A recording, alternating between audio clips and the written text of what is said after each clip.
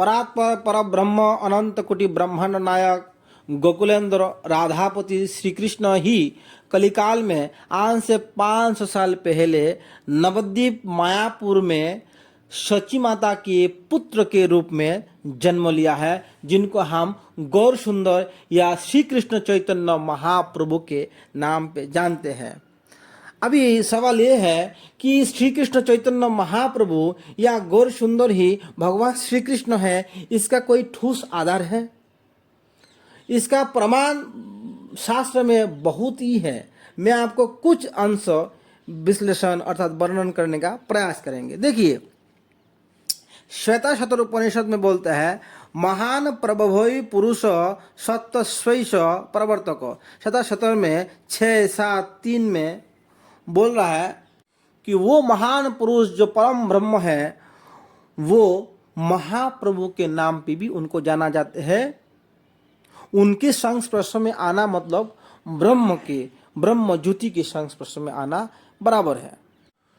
दूसरा उदाहरण आप समझ जाइए, मुंडक उपनिषद में 3:1-3 में बोलते हैं, यदा पश्यते रुक्म वर्णम कर्तारमीश पुरुषम ब्रह्म युनिम। ब्रह्म युनि ब्रह्म जिससे निकालते हैं, अर्थात जिनके बराबर भी कोई नहीं, जिनसे ऊपर भी कोई नहीं, ब्रह्म जिनसे निकालते हैं। ब्रह्म युनि रुक्म वर्ण अर्थात गौर वर्ण, भगवान जो ब्रह्म को जन्म देने वाले अर्थात ब्रह्म जिसे निकालते हैं, वो रुक्म वर्ण, वो गौर वर्ण है। वो परम भोक्ता है, वो परम कर्ता है, वो गौर कांति वाले हैं। उनको दर्शन करने से जीव मुक्त हो जाते हैं। ये सब बातें हैं हम कलिकाल में देख सकता है कि चैतन्य महाप्रभु के शरीर के वर्ण है गौर वर्ण, वो ब्रह्म है। ब्रह्म भी जिनसे निकालते हैं। राम आदि मूर्ति शुक्लानि अमृत तृष्टान नानावतारम करत भुवनेश, किंतु ये राम नरसिंह बरहा ये सब ब्रह्म है, और इन परम ब्रह्म से ये सब ब्रह्म निकालते हैं। तो ब्रह्म जुनी रुक्म वर्ण अर्थात गौर वर्ण है, सोने की तरह चमचमाते हैं जिसका शरीर, वो है गौर सुंदर सचिनंदन भगवान श्री कृष्ण ही है। वेद में मैंने वेद का उदाहरण देके मैंने इस बात को आप लोगों के सामने रखा है। तो श्रीमद् भागवत में भी, श्रीमद् भागवत महापुराण वेद का भी निचूर है, वेद का भी सार है।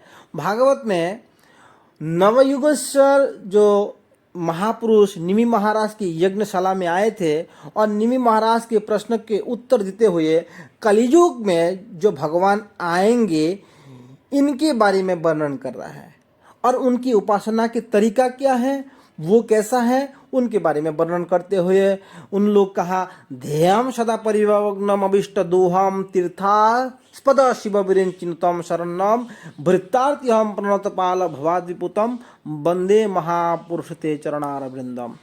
तो यही निमि महाराज कलिकाल के भगवान के बारे में इन लोगों को प्रश्न किया तो करबाजन जी तुरंत ही भगवान की स्तुति करते हुए उनका ध्यान कर रहा है। तो ध्यान सदा परिवग्नम अभिष्ट दुहम, जिनके ध्यान करते समस्त मन वांछा पूर्ति हो जाते हैं, ऐसा तीर्थपद मतलब जिनके चरण में समस्त तीर्थों के तीर्थ निवास करते हैं। इस जगत के सर्वश्रेष्ठ तीर्थ शिव है और ब्रह्मा है। ब्रह्मा शिव विरिंचिनुतम शरणम, जिनके शरण में रहते हैं शिव, और ब्रह्मा जैसा महापुरुष भी जिनके शरण में रहते हैं, वो वृत्तार्थिहम प्रणतपाल भवाद्विपुतम। संसार को मुक्त करने, उद्धार करने के लिए, संसार जीव को उद्धार करने के लिए, और प्रणतपाल और गिरे हुए पति जीव को उद्धार करने के लिए भगवान श्री गौर सुंदर आविर्भाव हुई है।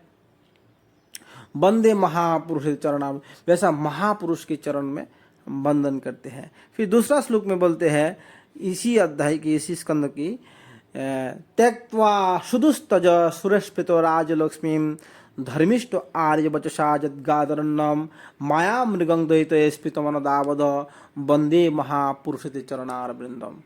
तो इस श्लोक में भी बोलते हैं कि त्यक्त्वा सुदुस्तज सुरस्फितो राजलक्ष्मी, जिन्होंने राजलक्ष्मी वैभव को तिनके की भांति त्याग करके सन्यास ले लिया है। धर्मिष्ठ आर्य वचसाम जद्गादरन्नम, एक ब्राह्मण के वचन को सत्य करने के लिए और मायाबद्ध पति जीव को उद्धार करने के लिए सन्यास धारण करते हुए पूरा जगत को भ्रमण करते हुए हरिनाम के द्वारा जिन्होंने जगत को मुक्त किया, उद्धार किया, ऐसा महापुरुष गौर सुंदर के चरणों में प्रणाम करते हैं। अच्छा देखिए, एक प्रश्न, कोई भगवान या भगवान के अवतार आज तक सन्यास नहीं लिया है, ठीक है, और कोई भगवान या भगवान के अवतार गौर वर्ण अर्थात कच्चा सोने की तरह चमचमाता हुआ शरीर लेके जन्म नहीं लिया है, अवतरण नहीं हुई है, लीला नहीं किया है। एकमात्र गौर सुंदर सचिनंदन में ही ये सारे बात घटित होते हैं, अर्थात इनमें ही ये सारे लक्षण पाया जाते हैं। इसीलिए हमारे गौरी संप्रदाय के महान आचार्य लोग इन श्लोकों को गौरांग महाप्रभु के साथ जोड़ रहे हैं। और इसका और भी स्पष्ट रूप में आप लोग समझ सकते हैं कि वैसा भगवान के नाम है त्रियुग। भगवान के एक नाम त्रियुग। श्री प्रहलाद जी भगवान नरसिंह की स्तुति करते हुए, बहुत दिव्य स्तुति है, स्तुति में सारे चीज का वर्णन किए गए हैं। तो उन स्तुति में प्रहलाद जी बोलते हैं, इत्थम नितिर्ज गृषदेव जशावतार लोकान विवावयसी हंसी जगत प्रतिपान धर्म महापुरुष पाशी जुगानुवृत्तम छन्न कलु यद भवस्ति जुग अथ सत्वम। तो प्रहलाद जी कह रहा है कि हे प्रभु, आप विभिन्न बहुत अवतार लेते हैं और बहुत अवतार लेके इस जगत को उद्धार करते हैं। हे धर्मधारी, हे महापुरुष, लेकिन आप कलिकाल में अवतार तो लेते तो है, लीला करते तो है, लेकिन ये सारे चीजें छुप के होता है। सिर्फ आपके अंतरंग भक्त ही जान पाते हैं, जनसाधारण या कोई ऐसा विशेष व्यक्ति लोग भी नहीं जानते हैं। मुट्ठी भर लोग ही जानते हैं कि आप भगवान हैं और आप लीला करके चले जाते हैं। इसीलिए आपको, आपकी एक नाम है त्रियुग। त्रियुग के मतलब 3 युग, अर्थात सत्य त्रेता द्वापर में आप आते हैं, सब लोग जान भी लेते हैं, शास्त्र बोलते भी है पुकार पुकार करके, लेकिन कलियुग में आते हैं, लीला करते हैं, मुट्ठी भर लोग जान पाते हैं। और शास्त्र में भी इस बात को गुप्त भाव से रखा गया है। इसीलिए शास्त्र में भी इसका पूर्ण व्यक्त नहीं किया कि आप आएंगे, कब आएंगे, आपके माँ बाप का क्या नाम होगा, आपका क्या नाम होगा और आप कैसा लीला करके जाएंगे। इस सारे बात को छुपा के अर्थात घाट बन के रखा जाता है। विशेष महापुरुष लोग ही इस बात को जान पाते हैं। महापुरुष के विदित और साधारण कोई अपने पंडित्व के बल पे नहीं जान पाते, सिर्फ उनकी भक्त लोग ही जान पाते, ऐसा शास्त्र में वर्णन है। ये प्रहलाद जी की उक्ति है। श्रीमद् भागवत के ये उदाहरण है। सप्तम स्कंद के 9वें अध्याय में श्लोक पाए जाते हैं। तो और ऊपर जो मैंने उदाहरण दिया है श्रीमद् भागवत के 11वें स्कंद के 5 अध्याय के 33-34 नंबर श्लोक, वो नवयुगेश्वर निमि महाराज को बोलते हैं। ये नरसिंह के सामने और प्रहलाद जी इस श्लोक को बोला है। तो इस श्लोक से समझ सकते हैं कि महापुरुष, ऐसा प्रहलाद जैसा महान भक्त ही जो दिव्य गुण संपन्न है, वही महापुरुष गिने चुने लोग जान सकते हैं कि महाप्रभु गौरांग देव भगवान श्री कृष्ण है और श्री कृष्ण ही महाप्रभु है, गौरांग देव है। इस बात को सिर्फ उन्हीं लोग जान सकते हैं जो प्रहलाद महाराज के जैसा महान वैष्णव है। देखिए, श्रील प्रभुपाद जी अपने ग्रंथों में और उदाहरण भी देते हैं कि कृष्ण यामल ग्रंथ से उन्होंने उदाहरण देते हैं। कृष्ण यामल ग्रंथ में लिखा है, पुण्य क्षेत्रे नवद्वीपे भविष्यामि शचीसुत। शचीसुत अर्थात शची माता के पुत्र के रूप में पुण्य भूमि नवद्वीप मायापुर में परम ब्रह्म के जन्म होगा। हाँ, वायु पुराण से भी उदाहरण देते हैं, कलु संकीर्तनारंभे भविष्यामि शचीसुत। कली काल में संकीर्तन धर्मों के द्वारा धर्मों की प्रचार करने वाले भविष्य में शचीनंदन, शची माता के पुत्र के रूप में आने वाले हैं। ब्रह्म यामल से भी उदाहरण देते हैं, अथवा हम धराधामे भूतवा मद भक्त रूपधृत। अर्थात मैं कभी कभी भक्त के रूप में भी आते हूँ और संकीर्तन धर्म के आचरण करता हूँ। कलियुग में मैं भक्त के रूप में आके संकीर्तन धर्म करने वाला हूँ और मेरा माँ के नाम होगा शची देवी। अनंत संहिता से भी उदाहरण आते हैं। ये एव भगवान कृष्ण राधिका प्राणवल्लभ सृष्टाधोष जगन्नाथ गौर सन्नी महेश्वरी। हे महेश्वरी, शिव जी अपने पत्नी को बोलते हैं, हे महेश्वरी, जो राधा रानी के प्राणपति है और समस्त जगत के सृष्टि करता है, प्रलय के प्रलयांकर भी है, समस्त जगत के नाथ है भगवान श्री कृष्ण, गौर सुंदर रूप में आविर्भूत होने वाला है।